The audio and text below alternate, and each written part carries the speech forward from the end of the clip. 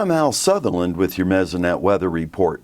Wednesday provided a cold slap in the face. A look at the midday air temperatures showed most of the state in the low 40s, the bright blue areas. Winds in those colder areas ranged from a small area of light winds near Ardmore at 4 miles per hour to much higher wind speeds across western and northern Oklahoma in the mid-20s.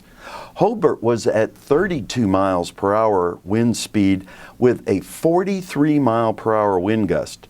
The wind-driven rain added even more chill.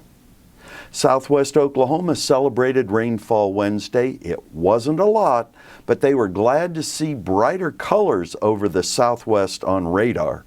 By 3 p.m., the rainfall map showed that Tipton, Granfield, Walters, and Medicine Park had received at least a quarter inch of rain. Unfortunately, this small taste of moisture doesn't change the drought situation.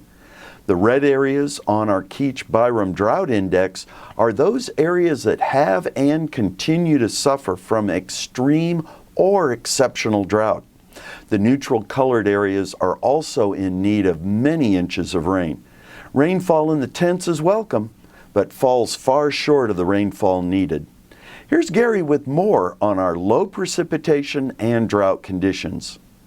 Thanks, Al, and good morning, everybody. Certainly great to be back on Sunup. I've been gone for a little while, but I'm back, and I'm, of course, going to talk about my least favorite subject, which is drought. So let's take a look at the latest U.S. Drought Monitor map released on Thursday and see what we have for Oklahoma. Most of the state is still covered by at least moderate drought or abnormally dry conditions, but we did see a large leap in that D3, D4, which is extreme to exceptional drought, the worst two categories across the western parts of Oklahoma, from Jackson and Harmon counties up into Roger Mills County with the D4 exceptional drought, and then a little over to the east as well. But we also saw that large increase in extreme drought across much of northwestern Oklahoma and the Panhandle. So despite the recent rains, drought's still on the move in Oklahoma. We need a lot more of that rainfall to relieve these drought conditions. Well, the reason for the drought intensification is pretty easy to see if you look at the rainfall maps from the Mesonet.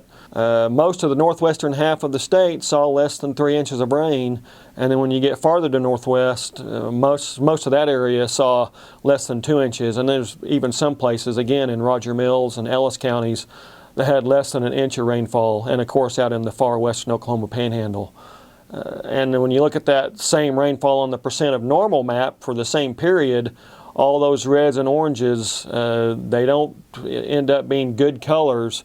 They represent from 60 to less than 20% of normal rainfall over the December 1st through March 25th period. So there's your drought intensification during the winter and into the spring right there.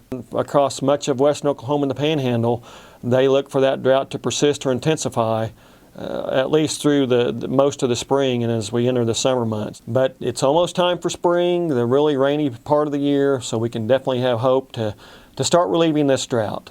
That's it for this time. We'll see you next time on the Mesonet Weather Report.